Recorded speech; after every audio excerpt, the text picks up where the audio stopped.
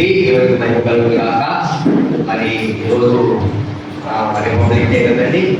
అలాగే మన ఆలయ ప్రతిష్ట పండుగ, అలాగే మన సునాద బర్త్డే అండి.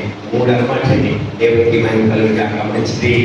మరి మంచి రోజును చూసి మా అల్లుడు గారి దేవుడి సేవకులు ఈ రోజుని చేసిన ఓపెనింగ్ పెట్టారనమాట అండి. దేవుడికి మహిమ కలుగును. మంచిది. మరి యోహాను సువార్తలో మాట చదువుతున్నాం. యోహాను సువార్త 20 యోహాను సువార్త 10:20 ఆలయ ప్రతిష్ట పండుగ. జాగ్రత్తగా వినాలి. ఏం పండుగ అండి? ఆలయ ప్రతిష్ట పండుగ. అంటే ఆలయము ప్రతిష్ట జరిగిన ప్రతి సంవత్సరం కూడా అదే రోజున పండుగగా ఆచరించేవారు యెరూషలేములో కూడా దేవుని మందిరం. అలాగే మనము కూడా ఈ పండుగను చేసుకుంటున్నాము సంతోషంగాని. ఒక ప్రక్క పండుగ, ఒక ప్రక్కనేమో రిపబ్లిక్ డే, ఒక ప్రక్కన సునాద బర్త్డే అనమాట. పుట్టినరోజు అనమాట. దేవుని స్తోత్రం. ఇక్కడ ఆలయ ప్రతిష్ట పండుగ యెరూషలేములో జరుగుతుండేను. అది శీతాకాలం. అప్పుడు యేసు దేవాలయంలో సొలొమోను మంటపమున తిరుగుతుండగా యూదులు ఆయన చుట్టూ పోవే ఎంతకాలమును ఎవరు సందేహపడుతున్నారు? ఎంతకాలం మమ్మల్ని సందేహపడతావు? అసలు ఎవరు ఆయన చెబుతున్నా కూడా పెట్టలేదు. ఆయన చేసే క్రియలు కూడా గ్రహించటం లేదనమాట అండి. చాలా మంది దేవుడు చేసే అద్భుతాలు చూస్తుంటారు, అనుభవిస్తూ ఉంటుంటారు, ఇంకా దేవుడి మీద అనుమానం కలిగి ఉంటుంటారు, ఇంకా లోకం వైపు లాగబడతా ఉంటుంటారు కొంతమంది అనమాట. ఆ లోకస్తుల వైపు ఆ యొక్క మరి అలాగే లోక మర్యాదల వైపు తిరుగుతూ ఉంటుంటారండి. ఏమండి? దేవుని యొక్క గొప్పతనం తెలుసుకున్నాము, ఆయన ఔన్నత్యం తెలుసుకున్నాము, ఆయన మాతో భూమి ఆకాశం కలుగు చేశాడని నమ్ముతున్నాము, మనం గుర్తించాడని నమ్ముతున్నాము, పోషిస్తున్నాడని నమ్ముతున్నాము, మనల్ని మరి బ్రతికించేవాడని, మృతి నొందించేవాడని మరి మనం గ్రహిస్తున్నాము చదువుకొని. మరి ఇంకా మరి దేవుడి వైపు ఇంకా పరిపూర్ణంగా తెలుసుకోకుండా ఇంకా అటు ఇటు ఏమండి? కొంత లోకం కొంత దేవుడు, కొంత లోకం కొంత దేవుడు. అది కాదు. పరిపూర్ణంగా దేవుడి వైపు తిరగాలి. పరిపూర్ణమైనటువంటి మనస్సుతోటి దేవుణ్ణి ఆరాధించాలి, స్తుతించాలి. ఇంకా ఆయన తప్ప లోకంలో ఏ దేవుడు లేడు అని ఒప్పుకున్నాము. ఏమండి? సొంత రక్షకుడిగా అంగీకరించాము. నీటిలో ప్రమాణం చేశాము, నీటిలో బాప్తిసం తీసుకున్నాము, ఆయన మరణంలో పాలు పొందాము. బాప్తిసం అంటే ఏంటండి? ఆయన మరణంలో పాలు పొందటం అనమాట. మనం కూడా చనిపోయి తిరిగి లేవడం అనమాట. కాబట్టి ఆయన ధరించుకున్నాము, క్రీస్తు యేసును ధరించుకున్నామండి. మనము ప్రభు కోసం బ్రతకాలి, ప్రభు కోసం జీవించాలి. ఎవరి కోసం జీవిస్తున్నావు నీవు? ఎవరి కోసం బ్రతుకుతున్నావు? ఏ రాజ్యాలను ఉద్ధరిద్దారని, ఏ దేశాలను పరిపాలించాలని అంతా అయిపోయిందిలేండి. చివరికి వచ్చేసింది. నేను ఉద్ధరించేది ఏం లేదు, దగ్గరకు వచ్చేసింది. కాలము సంపూర్ణమైపోయింది, కాలం పరిపూర్ణమైపోయింది. ఆయన రాకడ దగ్గరికి వచ్చేసింది. మీకు ఎంతకాలం ఉంటుందన్నది మనకు తెలియదు. ఇప్పుడే చెప్పడానికి 2026 ప్రభు రాకడ అని చెప్పడానికి ఎవరికి ఆధారం లేదండి, ఆస్కారం లేదు చెప్పడానికి. ఆయన చిత్తం అన్నమాట. కాబట్టి దేవుడిలో పరిపూర్ణంగా నడవడం తెలుసుకోవాలి. పూర్ణ హృదయంతో నీ దేవుడిని యెహోవాను నీవు ప్రేమించాలి. ఎలా ప్రేమించాలండి? పూర్ణ హృదయంతో. ఇంకా తేడా ఆ మనసులో ఏమి కొడుకోండి, ఆ లోపం కొడుకోండి, తేడా ఉండకూడదు, తప్పు ఉండకూడదు. అదన్నమాట. ఒకసారి మా బావగారు, మా పొలము ఒప్పుకోదండి బావగారు. ఏంటంటే అంత పొలం, మా పొలము ఒప్పుకోదండి. ఏర్పాటు చేస్తే కుదరదు. అక్కడికి వెళ్ళిన తర్వాత వెళ్ళిపోయాడు, బాగా వెళ్ళిపోయాడు. ప్రభు మా పొలం ఒప్పుకోలేదు ప్రభు అని చెప్తూ కూర్చుంటాడా ప్రభు అండి? ఏమండి? గొర్రెలను మేకలు వేరుపరుస్తాడంతే, జడ్జిమెంట్ ఇచ్చేస్తాడంతే. నా తండ్రి చేత ఆశీర్వదింపబడిన వాళ్ళారా రండి, లోక పుట్టిన మీకోసం సిద్ధపరచు, స్వతంత్రించుకోండి. నేను ఆకలిగా ఉన్న భోజనం పెట్టాను, గట్టుకున్న లాభం ఇచ్చారు, దేవుడు పట్ల ఇచ్చారు, చేస్తాను రోజు చూడడానికి వచ్చాడు అంటాడు. ఎప్పుడు చేశాము ఇలాగా అంటే మిక్కి అల్పులైన వీరిలో ఒకరిని మీరు చేశారు కాబట్టి నాకు చేశారు. ఎవరు చేశారండి?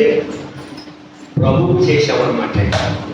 గుర్తుపెట్టుకోండి, ప్రభు పరలోకం నుంచి అమ్మ ఆకలి అంటే ఎందుకంటే చాలా బాగా పెడతాం.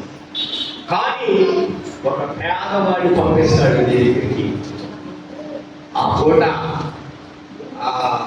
ఒకవేళ నేను ఏం చేసేమనుకోండి ఉండడు, అంతానో ఉండదు, కొద్దిగా తినేసి పడుకుందామనుకుంటా వచ్చేస్తాడు. వచ్చేసేసి అమ్మా మొత్తం పెట్టి ఆకలిస్తుందంటే ముసలు వచ్చాను. ఏం చేయాలి ఇప్పుడు?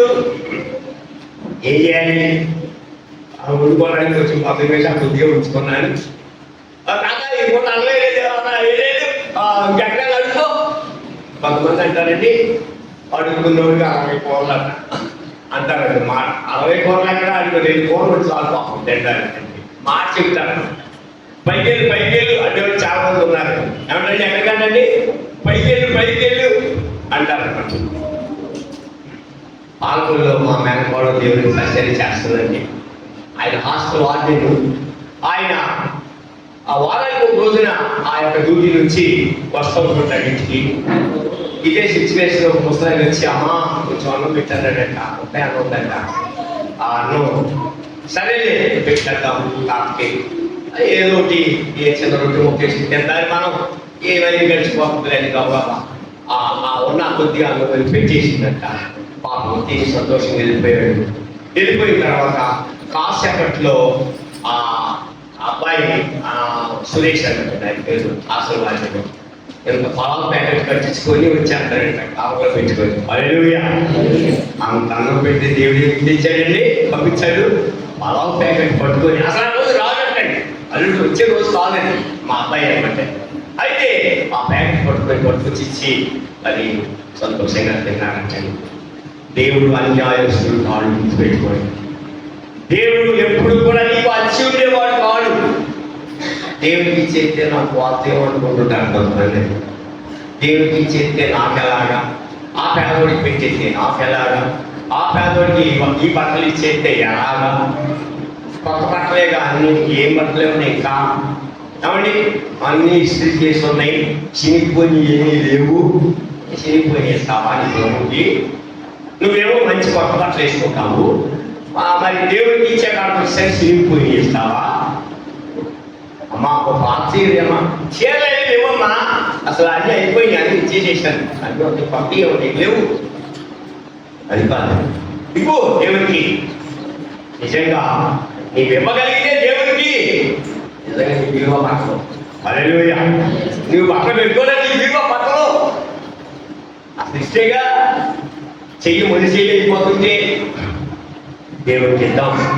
అందుకే అంటున్నాను, ఈ 80 గుణవారు అంటున్నాడు శపింపబడిన వారులారా. ఏమంటాడండి? శపింపబడిన వారులారా, అపవాదికి వారి దోతలను సిద్ధపరచబడిన నిత్య అగ్నిలోని కొట్టి నేను ఆకలి కొట్టిన భోజనం పెట్టలేదు, దగ్గు కొట్టే లాభం ఇవ్వలేదు, పరదేశిగా ఉంటే నన్ను చేర్చుకోలేదు, దిగంబరిగా ఉంటే నాకు బట్టలు ఇవ్వలేదని చెప్తాడు. అది జడ్జిమెంట్. దేవుడు జడ్జిమెంట్ అంటే అదేనండి, ఏం పని దేవుడు జడ్జిమెంట్ అండి. ఇంకా ఆయన జడ్జిమెంట్ ఇంకా తిరుగులేదు. ఏమండి? కోర్టు ఉన్నది, మున్సిపల్ కోర్టు, జడ్జి కూర్చుంటుంది. ఆ జడ్జి గారు కూర్చొని ఒక జడ్జిమెంట్ ఇస్తాడు. దానికి ఎదురుందా ఇంకా అని చెప్పిన దానికి ఇంకా దేవుడు కూడా అంతే, ఆ జడ్జిమెంట్కి ఇక ఎదురుందన్నమాట. అంటే ఏం చేసేసాడు? గొల్లవాడు మేకల నుంచి గొర్రెలను వేరుపరుచినట్టుగా ఆయన కుడివైపున గొర్రెలు, ఎడవైపున మేకలను నిలబెట్టి ఆ జడ్జిమెంట్ ఇచ్చేస్తాడు. మంచిదే. కాబట్టి కాబట్టి మనము అన్ని విషయంలో కూడా పరిపూర్ణత కలిగి జీవించాలి, ఎదగాలి దేవునిలోని. ఎలా ఎదగాలంటే యేసు ప్రభువులాగా ఎదగాలి, యేసు ప్రభువులాగా మార్చబడాలి. నీకు నేను యేసు ప్రభు సారూప్యులను మార్చబడాలి. ఆయన నిజంగా ఆయనలాగా జీవించాలి. చదువు నీవు క్రీస్తు అయితే మాతో స్పష్టంగా చెప్పుము అని అన్నారు. అందుకు యేసు మీతో చెప్పింది కానీ మీరు నమ్మరు. నేను చెప్పాను, నమ్ముతున్నారా? నమ్మట్లేదు. ఈయన వర్తమాని కుమారుడు కాడా, యోసేపు కుమారుడు కాడా, మరియ కుమారుడు కాడా అంటున్నారండి.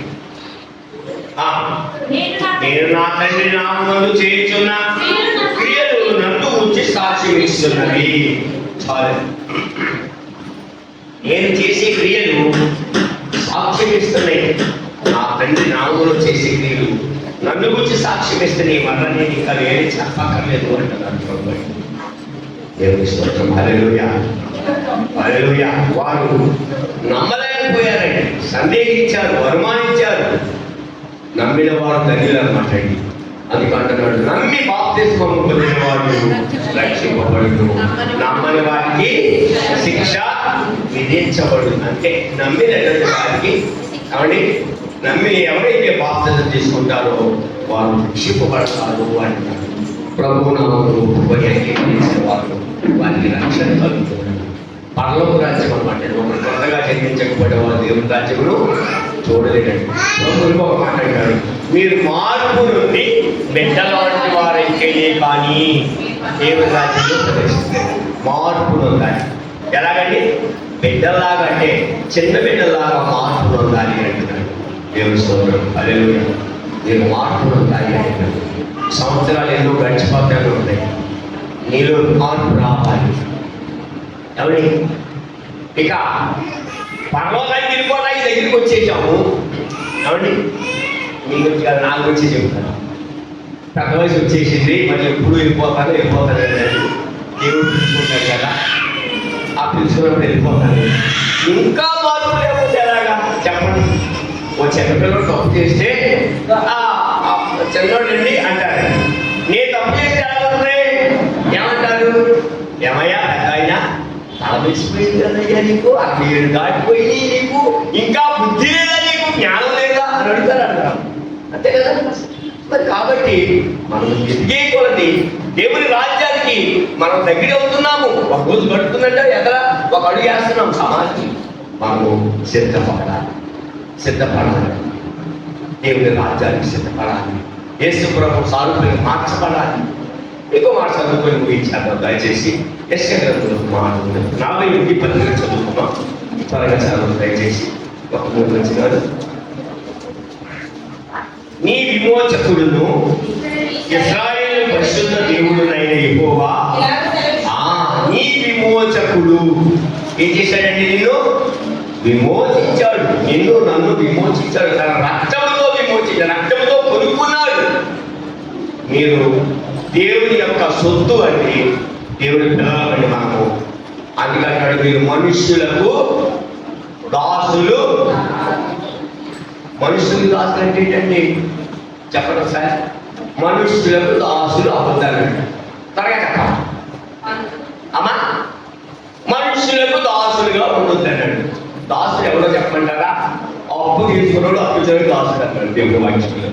అప్పు తీసుకున్నవాడు అప్పు ఇచ్చిన వారికి దాసుడండి. నేను అప్పు తీసుకున్నా ఒక దగ్గర, నేను అడిగి దాసుడినే. వాడు అంటాడు, ఏమండి ఎప్పుడుతారు డబ్బులు? అయ్యా ఇచ్చి చెప్పండి, ఇచ్చాను అంతే కదండి. వాడు గట్టిగా మాట్లాడుతాడు, మనం గట్టిగా మాట్లాడుతాం. దాసుడట డబ్బు అప్పు తీసుకున్నామని. అందుకే మీరు మనుషులకు దాసులుగా ఉండొద్దు అంటున్నాడు. ఎలా కుదురుతుందండి? పాస్ గారండి ఏదో అప్పు చేయకపోతే, అమ్మాయి పెళ్ళి అంటే మరి అలాగా ఏదో కొంచెం అప్పు చేసుకోకపోతే ఎలా జరుగుతుంది? మరి చేసుకోవాలి మంచిగా, పాపం మంచిగా చేయాలి కదా, లేకపోతే అలా చేయాలి కదా, ఎలా చేయాలి కదా అని సహజంగా అప్పు చేస్తా ఉంటారు. అధికంగా ఎక్కువ మంది అప్పు చేస్తానే ఉంటారు. ఇంకోటి ఏంటంటే కొంతమంది ఏం చేస్తారంటే అప్పు ఇచ్చినోడు అప్పు తీసుకున్నాడు దాసుగా ఉంటాడు. మాట్లాడదా నువ్వు మాట్లాడావంటే అసలు నీ సొమ్ములు ఆ జాగ్రత్త నేను ఇచ్చేదాకా మాట్లాడావంటే నీకు అసలు బాబా అలాగే అటువంటి రివర్స్ గేర్లు కూడా ఉంటాయి అనమాట. అటువంటి కూడా ఉంటారు అనమాట. గట్టి మాట్లాడితే అసలు నీ అప్పు ఏమన్నట్టు నువ్వేం చేస్తా చెయ్యి. ఇగో చీటీ రాసి అక్కడ పెట్టి సత్తాన్ని దెబ్బలు అందులో పెట్టేస్తాను అంటాడు. ఎదిరిపాలి అలా చేసేవాడు కొంతమంది ఉంటారు. కానీ దేవుడు వాక్యం ఏమిటంటే మీరు మనుషులకు దాసులుగా విమోచించాడు నిన్ను నన్ను నీకు ప్రయోజనం కలుగునట్లు నీ దేవుడైన యెహోవాకు నేనే నీకు ఉపదేశము చేశాను. దేవుడు ఉపదేశం చేస్తా అంటున్నాడు. నీవు నడవలసిన త్రోవను నిన్ను నడిపిస్తాను. నువ్వు ఎలా నడవాలో నడిపిస్తా అంటున్నాడు. ఆయనకు అప్పగించుకోవాలి మనం. నీవు నా ఆజ్ఞలు ఆలకింపవాలని నేనెంతో కోరుచున్నాను. చూడండి, నీవు నా ఆజ్ఞలు ఆలకించాలని వినాలని నేనెంతో కోరుతున్నాను. ఆయన ఆజ్ఞలు వినాలి, కైకొనాలి. ఆలకించిన ఎడల నీ క్షేమము నది వలెను, నీ నీతి సముద్ర తరంగము వలెను ఉండును. ఆలకించినట్లయితే ఆయన ఏమంటాడంటే నీ నీతి ఆలకించిన నీ క్షేమము నది వలెను అంటాడు. నీ నీతి సముద్ర తరంగముల వలెను ఉండును. నీతి సముద్ర తరంగాల నీ క్షేమము నదిలాగా ఉంటుంది. నీవు ఆలకిస్తే దేవుని ఆలోచనలను మనం చక్కగా వినాలండి. ఆయన కట్టడలను మనము గైకొనాలండి. ఆయనకు విధేయత చూపించాలి మనము. అదనమాట. నిన్ను ఆ రీతిగా దీవిస్తా అంటాడు, నేను నడిపిస్తా అంటాడు. నువ్వు నడిపిస్తానంటున్నాడు. చదువు నీ సంతానం ఇసుకోవాలి. అబ్రహాము వాగ్దానం చేశాడు దేవుడు, నీ సంతానమును ఆకాశ నక్షత్రముల వలెను సముద్రపు ఇసుక రేణువుల వలెను అవుతుంది అన్నాడు. చేశాడంటే మాట తప్పే దేవుడు కాదండి. ఆయన నమ్మదగిన దేవుడు. మనమైతే నమ్మదగని వారు. ఒక మాట అని దేవుడి దగ్గర మళ్ళా తప్పు జారిపోతుంటారు. ఆయన నమ్మదగిన దేవుడు అనమాట. ఇక్కడ అంటున్నాడు అనమాట, నీ సంతానమును ఇసుక వలె